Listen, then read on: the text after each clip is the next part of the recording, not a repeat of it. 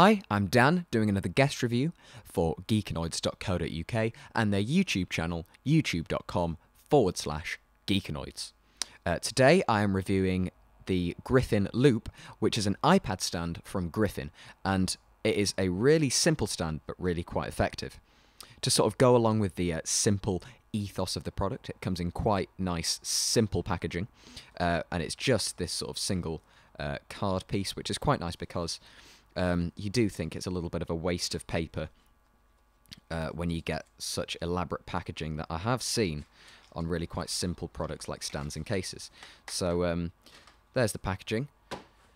Now, this is the stand itself. As I said, really quite simple, just a good heavy black plastic with this sort of rubber trim around the outside and into the grooves, and then if I turn it over you'll also see it's got some on the bottom to make sure that it doesn't slip.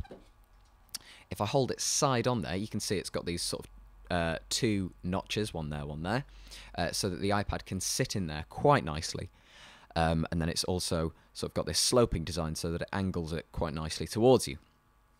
Around the back it just says Griffin, and then at the front you can also, maybe you'll be able to see there, just another little bump, and that is so that you can have two angles, which is quite nice, as you'll see now. Just let me bring in this iPad. You'll see that it does sit really well, either in landscape or in portrait mode, in those sort of two teeth at the those notches there. So it sits nicely there in landscape and also in portrait. You'll also see, if I just tilt it that way, that there is enough distance between the bottom of the iPad and the desk or the table or whatever for you to have an iPod syncing cable plugged in. So if you want it to be charging or syncing or whatever, that can all be done in this stand without it sort of disrupting the design. Now, I also mentioned that bump at the front, and that is so that you get a sort of secondary angle so that you can also lay it down there. And that is really nice for either sort of surfing or typing, especially in landscape mode, so that you get that big keyboard. If I stand it up in there, again, I would probably recommend that angle for viewing a video or on YouTube or whatever, or maybe as a picture frame, because you can still swipe through things quite easily, but typing on it, it's not quite the right angle. It does put it at quite a nice angle for, say, having it at a bedside.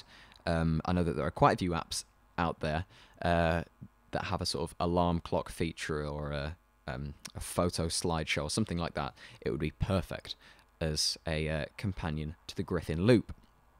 Now, it retails in the US for $30, and it hasn't actually come over to the UK just yet, so there isn't an official price for it, but I do anticipate that it'll be somewhere between the £20 and the £25 mark, which, for a stand like this, you know, sort of comparing the price to other stands that I've seen, I think it's quite reasonable. It is quite a simple stand. You don't have all the adjustment that you get of, say, the Loop's bigger brother, the Griffin A-frame, which can be angled wherever you want it to be.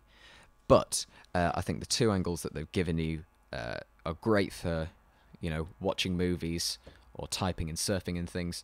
So it's a really nice, simple stand that is very effective. I have it sat on my desk all the time, and I think it is well worth the either you know, somewhere between £20 and £25 in the UK when it does become available.